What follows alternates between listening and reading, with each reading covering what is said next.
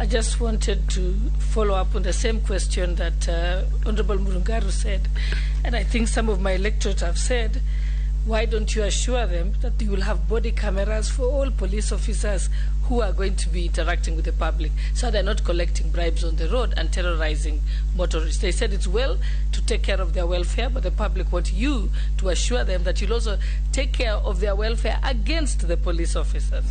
And lastly, I think as someone who's been falsely accused in the past, I think you didn't get an opportunity to reconfirm that on the initiation, what had been said, to confirm that did you or did you not receive 15 million from NYS. I think it's important that that goes on the record. I didn't get the last one, Speaker, Chairman.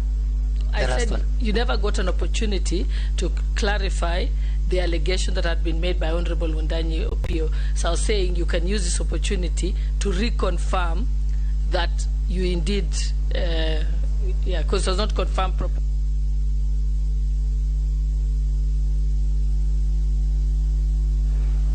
Go ahead, Professor. Thank you, Speaker.